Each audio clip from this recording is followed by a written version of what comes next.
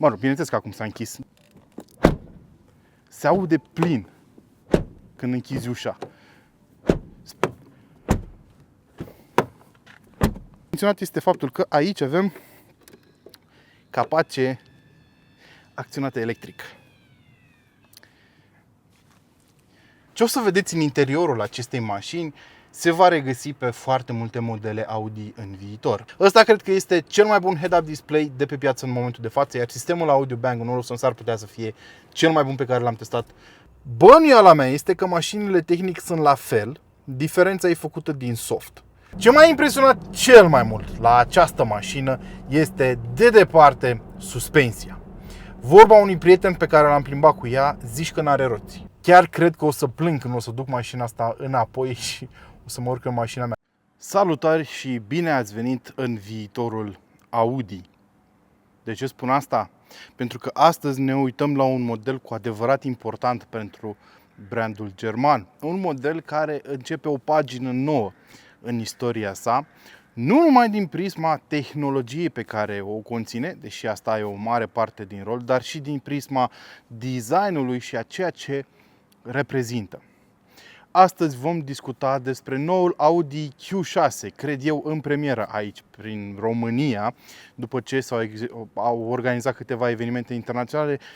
Cred că sunt primul care prezintă mașina asta pe plaiuri mioritice și o testează și vă prezintă aici pe YouTube. Și dacă vreți să păstrăm acest momentum, vă rog foarte mult, încă de la început, să mă ajutați cu un subscribe.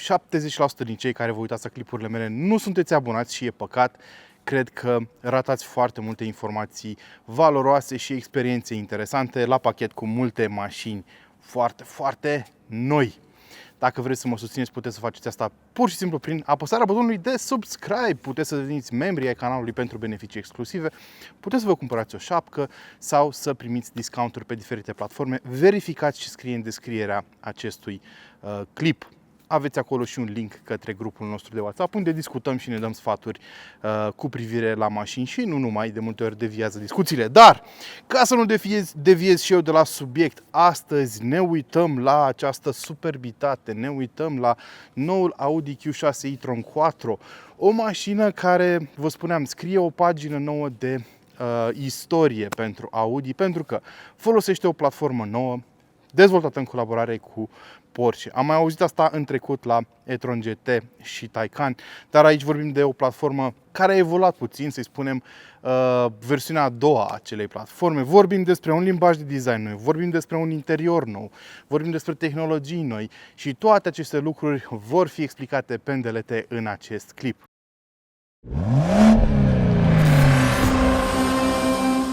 Ce este un Audi Q6 e-tron? Păi dacă sunteți la curent cu știrile din lumea Audi, probabil știți că producătorul din Germania a efectuat câteva modificări în modul în care își denumește mașinile foarte, foarte recent. Pentru că se orientează de acum încolo către o producție din ce în ce mai mare pentru mașini electrice, cei de la Audi au decis ca, mergând înainte, să se schimbe un pic strategia lor. Adică, mașinile electrice vor avea de acum nume care includ un număr par, în timp ce mașinile termice vor avea numere impare. Am văzut asta atunci când s-a lansat noul Audi A5, care înlocuiește Audi A4 și este acum termic, iar A4 va deveni pur electric. Da? Am văzut asta cu Q4, care este o alternativă, să spunem, electrică la Q3 și acum vedem asta cu Q6, care, ca să lămurim o dată pentru totdeauna, nu este o mașină de segment E. Este o mașină de segment D. Este practic, dacă vreți, ca să reducem la foarte simplu așa toate lucrurile, pentru că toată lumea auzi de Q5, versiunea electrică a lui Q5. Deși în poze și în filmări pare o mașină mai mare, să știți că fizic aceasta are 4,77 m lungime și un ampatament de aproape 2,9 metri. Adică pentru lungimea mașinii are un ampatament destul de mare.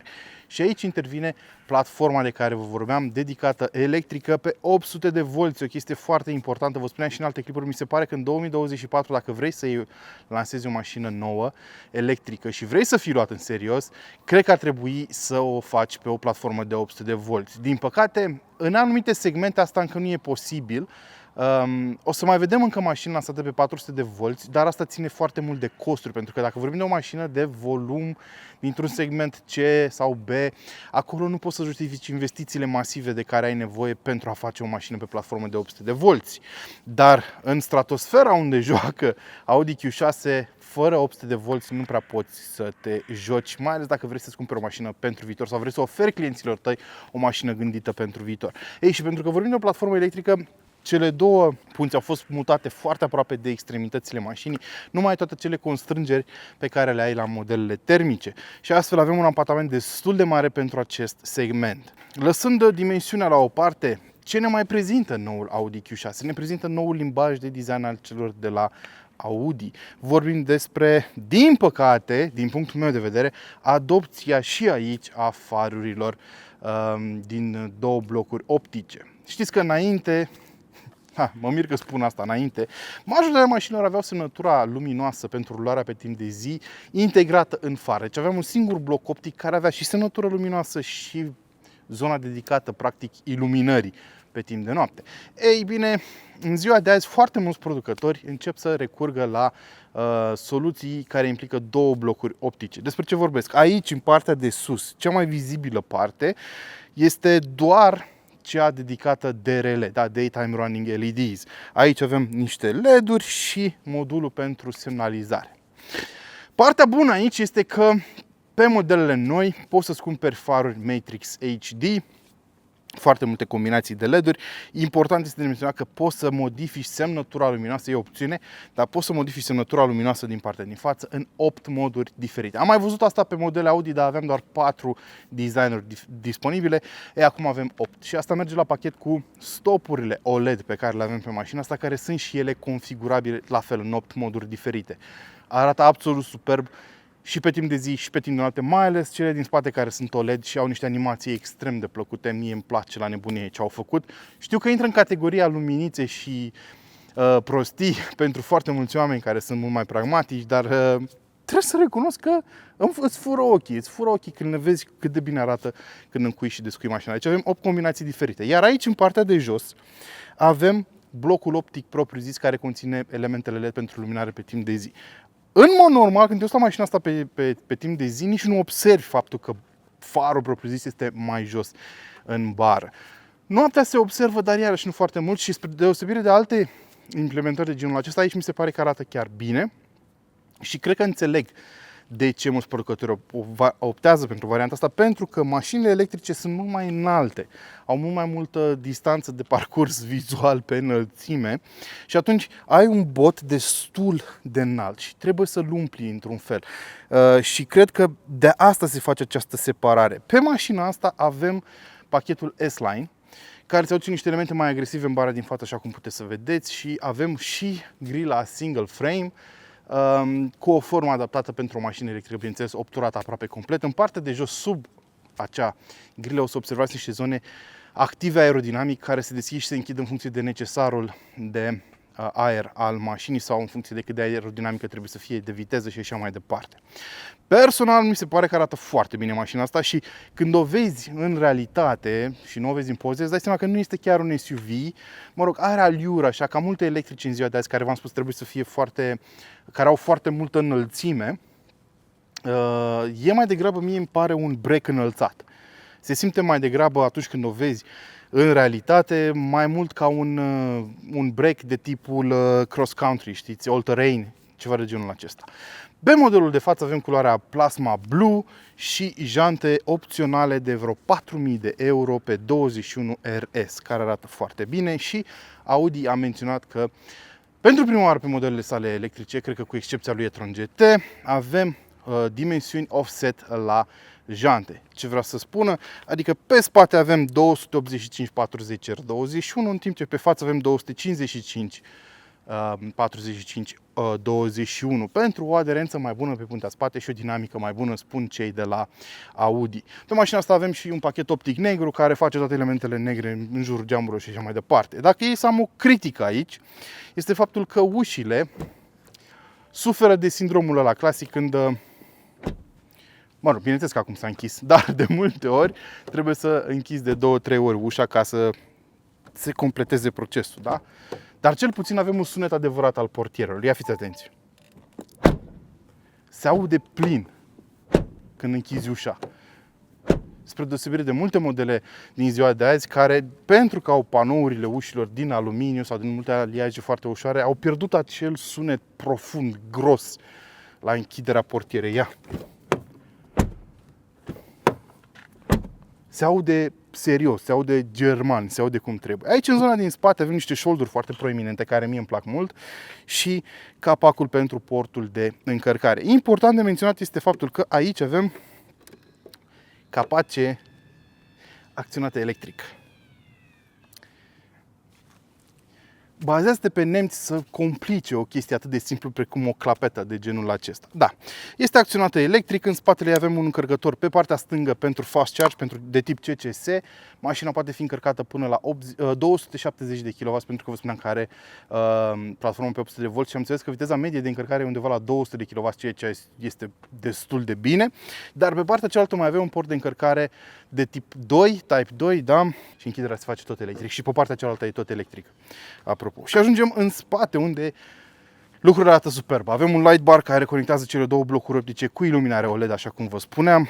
Un design foarte agresiv, sigla nouă Audi Q6 și un portbagaj acționat electric. Aici mai intervine o critică din partea mea, faptul că avem doar 525 de litri de stocare aici în portbagaj. Mai mult decât atât, podeaua nu este complet plată. Spre scaune ai o buză care urcă nu știu, undeva la 15 grade în sus și când pliezi chiar și scaunele de pe al doilea rând, nu ai o podea complet plană, ci urcă așa puțin toată zona de aici, toată podeaua. Nu știu dacă va fi neapărat o problemă. 525 de litri e o cantitate decentă, dar din punctul meu de vedere, pentru segmentul ăsta se putea mai bine. De exemplu, Scenic-ul pe care l-am testat acum nu foarte mult timp, e într-un segment mai jos, e în segmentul C și are 545 de litri de stocare în portbagaj. Avantajul acestei mașini este că are și un frunk, unde poți să spui cablurile de încărcare fără probleme și alte mărunții și atunci mai economisești ceva spațiu de ei și per total ajungi peste ceea ce oferă Scenic. În spate avem puncte de prindere, buton pentru ajustarea suspensiei, pentru că avem suspensie pneumatică pe mașina asta și butoane pentru plierea scaunelor spate. Cam atât. Hai să vedem cum arată noul interior Audi mai de aproape. Bine ați venit în viitorul Audi, partea a doua. Așa cum vă spuneam, ce o să vedeți în interiorul acestei mașini se va regăsi pe foarte multe modele Audi în viitor. Practic vom vedea acest setup în versiuni poate subtil modificate pe multe modele de acum încolo. Deja l-am văzut pe A5, o să-l vedem și pe alte mașini pe măsură ce Audi își reîmprospătează portofoliul. Și da, ăsta este viitorul brandului. Chiar vorbeam cu un prieten foarte bun dintre ai mei care a fost fan Audi de mic, cum se spune, și în ultimul timp recunoștea sau spunea el, deși eu nu sunt neapărat de acord, că domnule, Audi a rămas un pic în urmă cu designul, cu tehnologiile, sper să-și revină. Asta îmi spunea el. Iar eu îi spuneam că mie îmi place foarte mult designul ăla clasic, așa cum am spus și pe review-uri aici, care are un ecran micuț, integrat drăguț în bord și faptul că în interiorul multor modele Audi ai materiale de calitate și finisaje foarte bune. El spunea că, domnule, eu vreau ecrane mai mari, luminițe și așa mai departe. Iată că Audi l-a ascultat.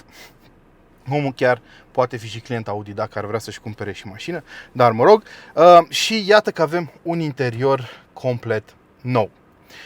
Ce o să-ți atragă prima oară privirea când te urci la bord și pleci cu mașina, surprinzător din punctul meu de vedere, nu este acest ecran curbat uriaș, bine, care e compus din două ecrane mai mici, ci va fi un light bar pe care îl poți vedea mergând de pe ușă, pe bord și pe lateral. E un light bar foarte interesant cu destul de multe funcții și îți atrage atenția când te urci în mașină, pentru că atunci când o pornești se aprinde.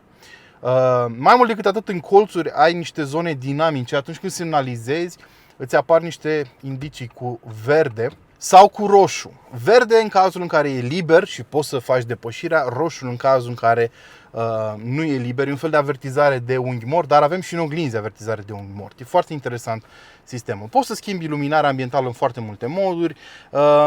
Chiar o să vă arăt în meniu. Intri în setări, Vehicle Settings, Lights, Interior Lighting și de aici poți să reglezi în diferite moduri iluminarea ambientală. Poți să o folosești în funcție de modul de condus și așa mai departe. Poți să o oprești cum vrei tu. Bun, deci asta ți trage prima oară privirea și apoi, bineînțeles, acest nou setup al celor de la Audi. Vorbim de două ecrane OLED, calitatea este excelentă, mai ales pe negru. Aici avem un display de 12 inch, aici unul de 14,5 și acestea vin în standard pe mașină. Hai să începem cu instrumentarul de bord. Din punctul meu de vedere, destul de puține informații afișate. E mult mai simplu decât Live Cockpit-ul pe care îl aveam înainte pe Audi. Partea stângă e dedicată informațiilor despre mașină și poți să o reglezi folosind un buton de aici de pe volan să decizi tu ce este afișat, da, inclusiv computer de bord. Iar aici, în partea dreaptă, iarăși ai informații despre telefon, navigație sau multimedia. Foarte simplu. Iar pe mijloc ai un indicator care îți arată viteza, cât de multă putere folosești, ai un power indicator, precum și cât de puternic reîncarcă adaptiv mașina și, bineînțeles, un radar care îți arată situația din trafic din jurul tău. Totul este foarte simplu și la prima vedere ai zice că, parcă e prea puțin. Asta până afli de, probabil, funcția mea preferată de la bordul mașinii acesteia. Noul sistem head-up display. Dacă vă uitați cât de mare este deschiderea aici pentru head-up display, o să fiți uimiți. Și inițial am zis că, parcă e prea mult. Și după aia am început să-l folosesc. Este absolut genial.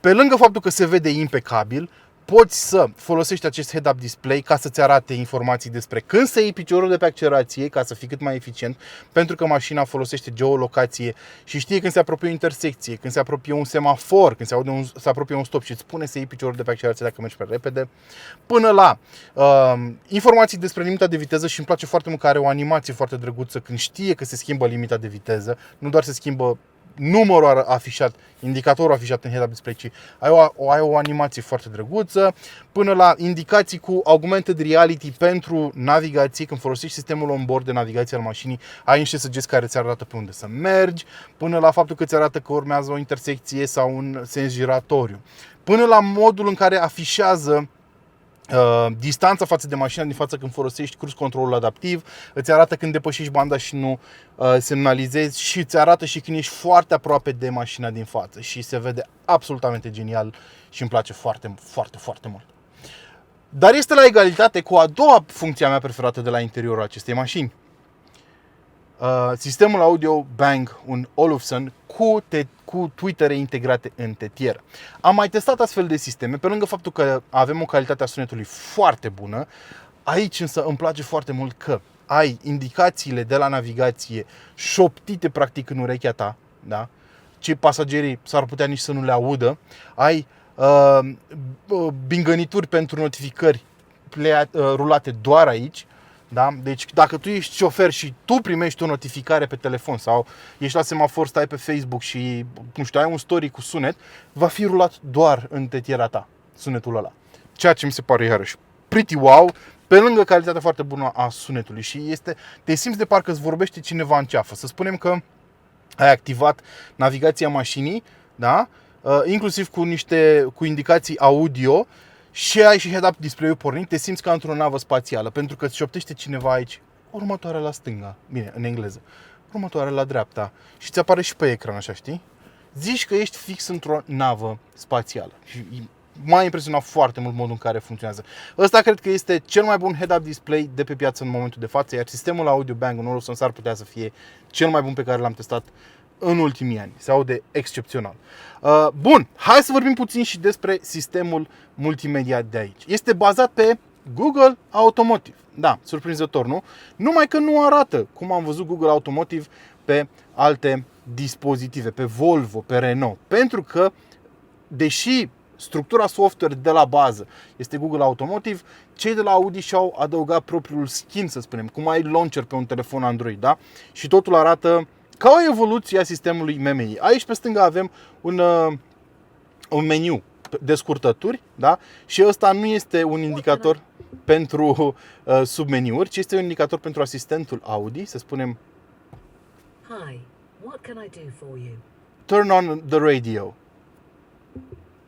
Okay, I'll play DAB FM radio. Și mi-a pornit radio, numai că am dat eu volumul pe minim. Din păcate aici nu am activat datele îmi trebuie să-mi fac un cont special ca să activez datele mașinii și așa mai departe, dar el are foarte multe funcții extrem de interesante, acest asistent. Până acum ce comenzi am dat eu au fost executate destul de bine. Dar cum spuneam, aici ai un panou de scurtături, cum aveam înainte pe MMI, doar într-un singur rând. Aici avem două rânduri, poți să intri în secțiunea de aplicații și pentru că mașina folosește un sistem bazat pe Google Automotive, ai un magazin de aplicații unde se adaugă non-stop aplicații noi, dar pentru că nu mi-am făcut cont și nu am activat datele, nu pot să vă arăt ce aplicații sunt. Dar ai aplicații de gen Spotify și așa mai departe pe care le poți lua de acolo. Ai o zonă de meniu, bineînțeles, tot a fost foarte simplificat din punctul meu de vedere. Zona de radio, n-am internet radio că n-am activat. Da, zona de charging, aici poți să setezi când să pleci, să alegi dacă folosești sau nu fast charging, să adaugi locații de charging pe hartă și așa mai departe. Și bineînțeles avem și zona pentru Android Auto și Apple CarPlay dacă vrei să le folosești, afișate pe tot ecranul fără niciun fel de problemă. Despre ce mai vreau să vorbim? Vreau să vorbim și despre zona de climatizare. Asta e meniul de climatizare, da?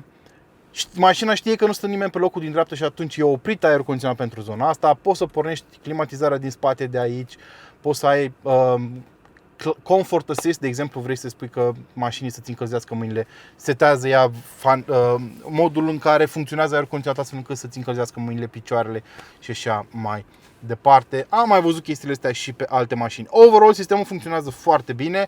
Aici iarăși ai o bară de scurtături în stânga, nu mai e sus, da, cu tot felul de scurtături, de exemplu, să deschid clapeta pentru încărcător, poți să modifici asistenții de rulare și multe alte setări și dacă tragi din sus în jos ai aici zona de notificări a mașinii. Deci per total arată foarte bine. Și aici mai avem și opțiunea unui ecran pentru pasager, ecran cu diferite funcții cum am văzut pe Taycan, da? Pare mult mai apropiat de ce am văzut pe sistemul MMI vechi.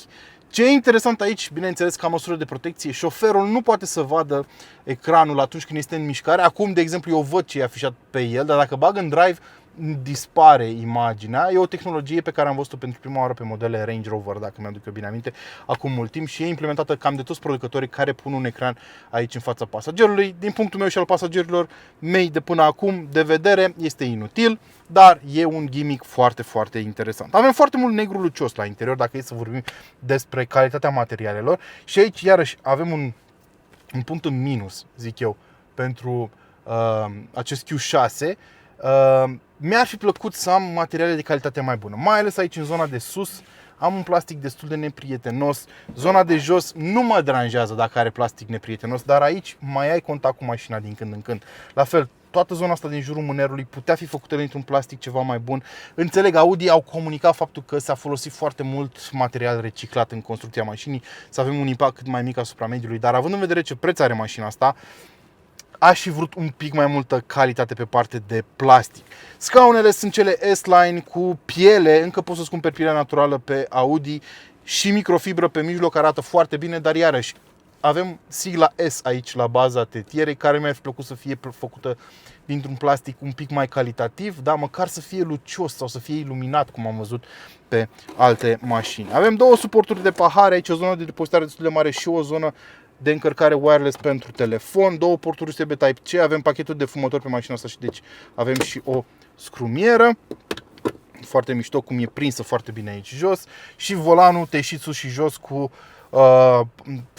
sigla S aici pentru că avem pachetul S-Line. Overall, foarte interesant ce au făcut cei de la Audi. Bine, avem și trapa foarte mare aici. Foarte interesant ce au făcut cei de la Audi, cu plusuri, cu minusuri. Overall, e ceea ce te-ai aștepta de la producătorul german. Hai să vedem și zona din spate. Avem un plastic la fel, nu foarte prietenos aici în partea de sus a panoului ușii. Aici avem microfibră, un plastic destul de dur și nu avem material textil aici pe interior. Și cam așa arată scaunele. Haideți să ne și urcăm, să vedem cum stăm cu spațiul. Acum scaunul șoferului este undeva la câțiva centimetri în spate comparativ cu poziția mea confortabilă la condus, pentru că avem funcție de Comfort Access. Eu am un 84, așa cum știți deja, și cam atât spațiu mai am. Nu e rău deloc pentru o mașină din segmentul ăsta, este chiar foarte ok. Și cam așa stă situația la cap. Țineți cont că aici avem acest acoperiș panoramic care este opțional, care cred eu că o mai oferă un pic de spațiu, dar oricum, chiar și dacă aș sta complet drept, nu ating aici buza de jos a acoperișului. Deci cred că ai avea destul de mult spațiu și la cap. Deci cred că 4 adulți de dimensiunea mea ar putea să încapă fără probleme. Eu am cărat 5. Interesant este faptul că avem o podea aproape perfect plană. O mică buză aici. Nu știu exact de ce au păstrat-o. Aici avem butoanele pentru încălzirea banchetelor din spate, pentru reglarea temperaturii, pentru sistemul de climatizare în zona din spate și avem, bineînțeles, și o cotieră. Nimic wow, 2 suporturi de pahare, nu e cum ne-am obișnuit de la Renault, de exemplu. Per total, destul de mult spațiu, dar mi-ar fi plăcut să am niște materiale de calitate ceva mai bună aici în spate. Bun, hai să vorbim despre partea tehnică a lucrurilor. V-am spus deja că vorbim despre o mașină care are o platformă dedicată electrică pe dedesubt, iar asta ar trebui să vină cu toate avantajele care decurg de acolo, nu? Adică ar trebui să avem un consum foarte mic, confort, greutate redusă. Hai să vedem câte din aceste lucruri sunt atinse de noul Q6, dar mai întâi, ce versiuni de motorizare poți să îți cumperi? În momentul de față, pe piața din România, există 3 versiuni pe care le poți achiziționa. Versiunea de bază, cu tracțiune spate, Audi Q6 simplu e-tron, care are 306 cai putere în total, un singur motor pe puntea spate. Apoi ai această versiune Q6 e-tron 4, care are 2 motoare electrice, unul pe puntea față, unul pe puntea spate, pentru un total de 387 de cai și 855 Nm cuplu. Atenție la această valoare, pentru că cea de-a 3-a versiune pe care poți să ți-o cumperi în România este Audi SQ6 e-tron, adică versiunea S, să-i spunem, cu 517 cai, 2 motoare electrice și tot 855 Nm. Ciudat, nu? Da, e foarte mult cuplu pentru o versiune cu 387 de cai. Bănuiala mea este că mașinile tehnic sunt la fel, diferența e făcută din soft. Nu am cum să confirm chestia asta, este doar o bănuială însă. Acum, ce ar trebui să știți este că bateria are 100 de kWh, din care utilizabil sunt 94,9, să spunem 95. Puterea de încărcare maximă 270 de kW, cum vă spuneam, adică de la 10 la 80% încărcare în undeva în 21 de minute. Adică avem o curbă de încărcare foarte, foarte bună. Mai mult decât atât, cele 2 motoare electrice de pe mașina asta sunt diferite. Nu numai din prisma puterii, deși Audi nu comunică ce putere are cel de pe puntea spate și ce putere are cel de pe puntea față, ne spune că totuși cel de pe spate este sincron și cel de pe față este asincron. Dacă vă aduceți aminte că v-am explicat eu acum mult timp, diferența între motoarele sincron și asincron este că unul dintre ele poate face coasting și unul nu, pentru că unul are câmp electromagnetic permanent care are magneți, iar celălalt nu are câmp electromagnetic permanent pentru că are bobină. Ei bine, cel de pe puntea față este asincron, adică poate să fie dezactivat complet la nevoie și presupun că de cele mai multe ori cu mașina asta, Quattro, adică cu tracțiune integrală, de cele mai multe ori doar motorul de pe puntea spate este folosit, pentru că acela are magneți permanenți, da? Iar cel de pe puntea față intervine doar atunci când ai nevoie de toată puterea cu adevărat. Totul în scopul de a face mașina cât mai eficientă. Mai mult decât atât, ni se spune că atunci când frânăm regenerativ, o facem prima oară cu motorul spate. Asta pentru că, în primul rând, este activ permanent și, în al doilea rând, pentru că are acei magneți permanenți, da? Ei, și Audi ne spune că frânarea regenerativă pe mașina asta poate reîncărca bateriile, să spunem, cu până la 220 de kW. Încă un avantaj al platformei pe 800 de volți. Adică poți să recuperezi foarte multă energie. Gândiți-vă că încărcarea la priză, da, la un încărcător, are o putere maximă de 270, dar poți să reîncarci regenerativ până la 220 de kW. Foarte tare pentru cei de la Audi. Dar dacă e să vorbim despre cum o poți folosi prin oraș, mașina Are un sistem de frânare regenerativă adaptiv foarte bun.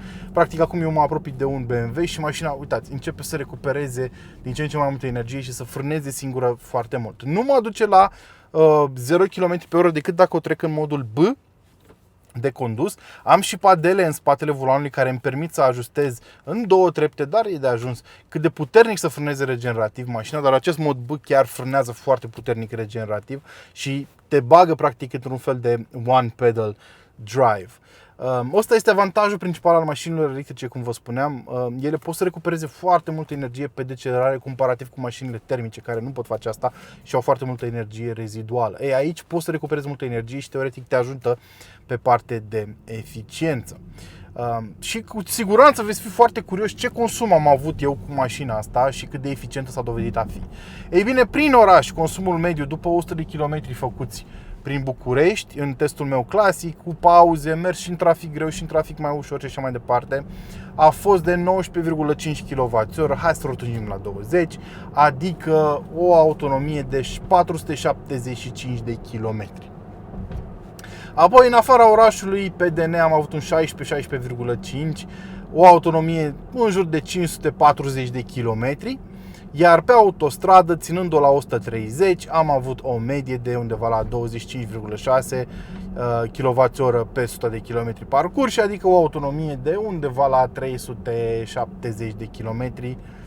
În continuare, autostrada rămâne călcâiul lui Ahile pentru modelele electrice. Vitezele mari cu siguranță nu sunt de partea lor, da? Crește consumul exponențial pe autostradă. Probabil dacă o ții la 120 va fi ceva mai eficientă.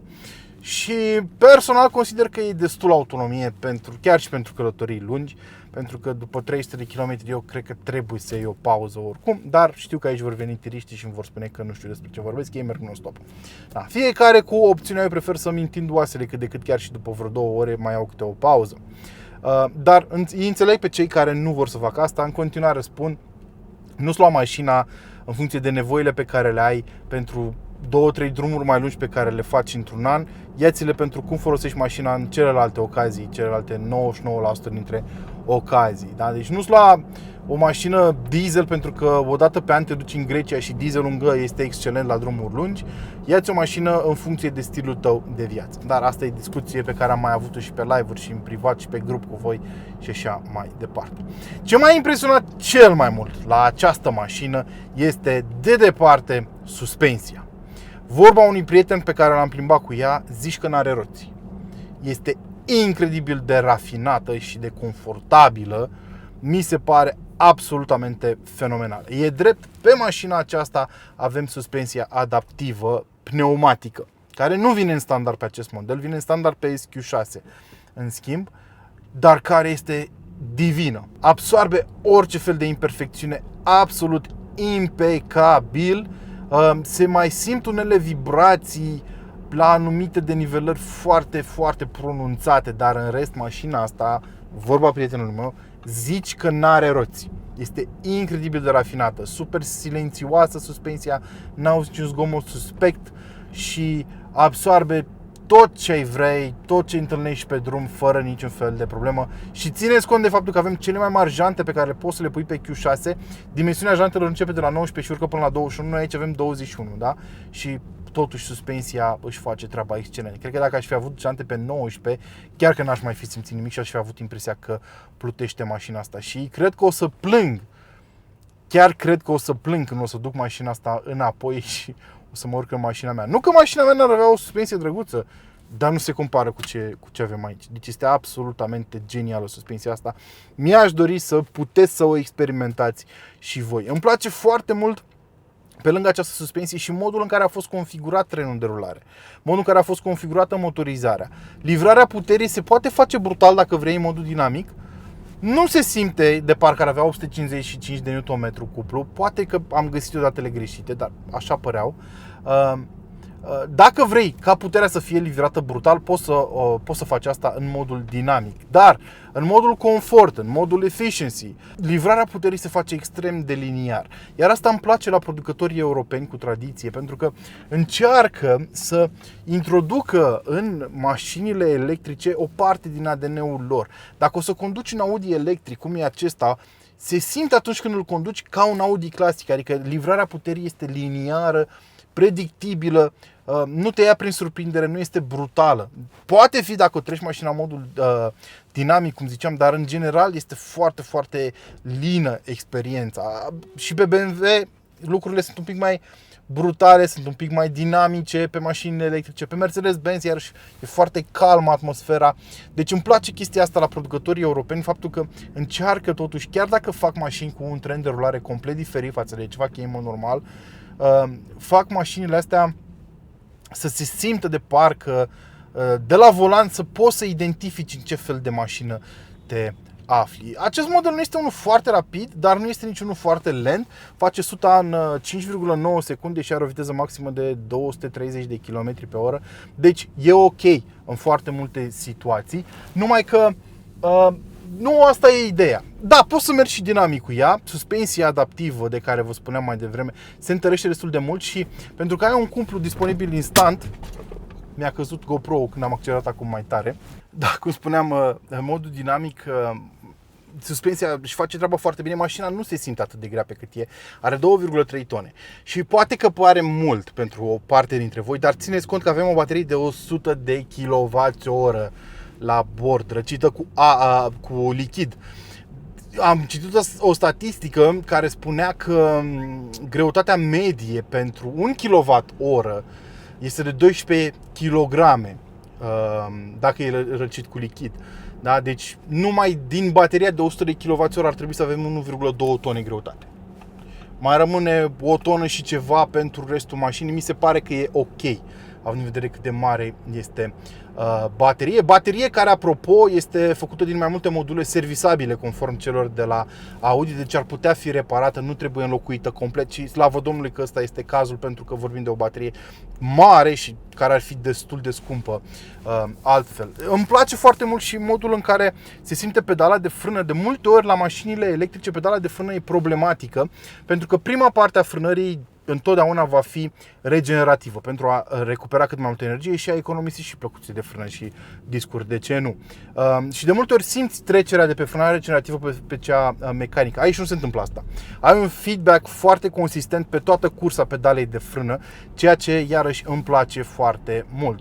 Combina asta cu head-up display-ul super generos, cu sistemul acesta Bang & Olufsen, care are sunet în tetiere și îți dă toate informațiile în timp real și notificări și sunet de notificări, vine totul de aici. Ai impresia că chiar te afli la bordul unei nave spațiale. Îmi place foarte mult ce au făcut cei de la Audi aici. Sigur, am și câteva critici, v-am spus, materialele pe alocuri ar putea fi mai bune pentru o mașină cu un preț de genul ăsta, vorbim imediat și despre preț, dar overall mi se pare un exemplar extrem de reușit și mare parte din motivul pentru care spun asta, bineînțeles, se duce către suspensii. Avem și foarte multă tehnologie, avem autonomie îndestulătoare, putere dinamică, nu știu ce putea să îți mai dorești de pe o astfel de mașină. Și da, trebuie să vorbim, bineînțeles, și de prețuri și rivali. Mașina asta are un preț de pornire în această configurație, nu cea de bază, cu un singur motor electric, 76.000 de euro. Ce vedeți aici e undeva la 106.000 de euro, pentru că este și complet echipat. Da, este scump. E scump. Probabil că dacă ai ceva mai multă grijă cu opțiunile, nu o să ajungi la un preț atât de exorbitant. Rivalii, păi, nu prea sunt. Adică există, dar momentan sunt pe platforme vechi. Vorbim de Mercedes-Benz EQC, dacă își mai aduce aminte cineva de el. Vorbim de BMW iX3, care e foarte vechi și e pe o platformă veche. Urmează să primim o versiune nouă, din câte am înțeles, pe platforma noii clase. Ăla va fi interesant de văzut și el. Și cam atât. Din punct de vedere al dimensiunilor și spațiului, ai putea să compari mașina asta și cu Tesla Model Y până la un punct. dar doar din acest punct de vedere. Adică nici nu se compară din punctul meu de vedere cât de bine merge mașina asta cu un Model Y, ce tehnologie ai la bord, ce faruri ai, ce head-up display. La Tesla nici nu există head-up display. Foarte multe lucruri care pur și simplu nu se compară între cele două, dar într-adevăr un Model Y este și mult mai accesibil decât mașina asta, dar repet, nu prea se compară.